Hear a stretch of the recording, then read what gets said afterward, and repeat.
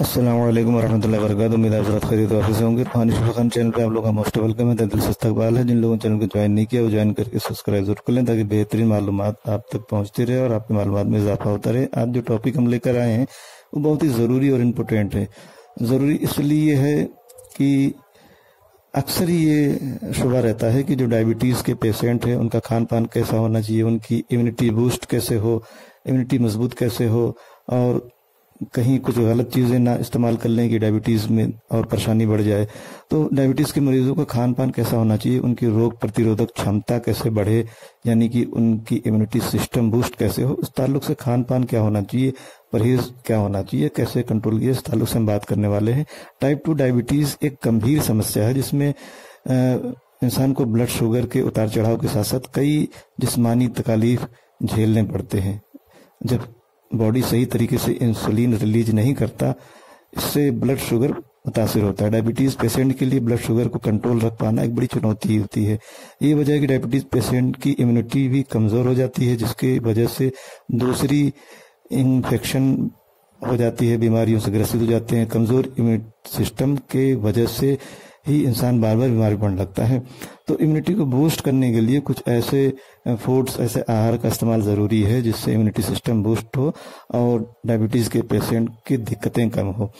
तो मसूर की दाल इसमें बहुत ही मुफीद बख्श पाई गई है, क्योंकि मसूर की दाल में जिंक और फाइबर का कॉम्बिनेशन होता है और हर रंग की मसूर डायबिटीज के मरीजों के लिए फायदेमंद होती है। मसूर की दाल ब्लड शुगर को कंट्रोल करती है। फाइबर से भरपूर होने की वजह से मसूर आंतों के बैक्टीरिया के लिए प्रोबायोटिक का काम करते हैं।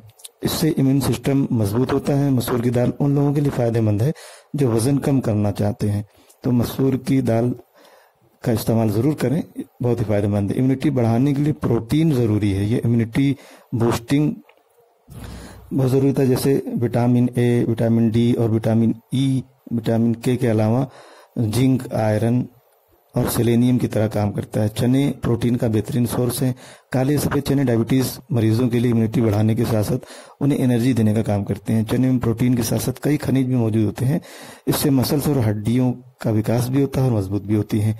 वहीं मशरूम का इस्तेमाल भी फायदेमंद माना गया है डायबिटीज के मरीजों के लिए। एंटीऑक्सीडेंट से भरपूर होने के साथ मशरूम इम्यूनिटी सिस्टम को मजबूत रखता है। इसके अलावा मशरूम में जीवाणु रोधी, एंटीवायरल और ट्यूमर से लड़ने वाले गुण होते हैं। मशरूम विटामिन बी, फाइबर और सेलेनियम जैसे पोषक तत्वों से भरपूर होते हैं जो पेट को सेहतमंद और इम्यूनिटी सिस्टम को ठीक रखने में मदद करते हैं। इसके अलावा मशरूम साइटोकिन्स के उत्पादन को बढ़ाते हैं जो इन्फेक्शन से खास तौर से लड़ने में मददगार होते हैं।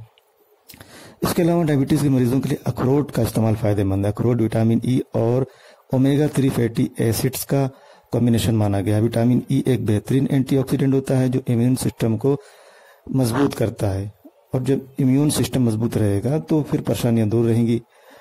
विटामिन डायबिटीज के मरीजों में ग्लाइसेमिक इंडेक्स को ठीक रखता है, जबकि ओमेगा 3 सूजन को कम करता है। अखरोट में कार्बोहाइड्रेट की मात्रा काफी कम होती है, इसलिए इसका ब्लड शुगर का असर बहुत ही कम मात्रा में पड़ता है। अखरोट मेटाबॉलिज्म को ठीक करता है, साथ ही दिमाग के लिए भी एक सुपर फूड माना गया है। वहीं लाल प्याज का इस्तेमाल भी शुगर को कंट्रोल करने के लिए फायदेमंद माना गया है।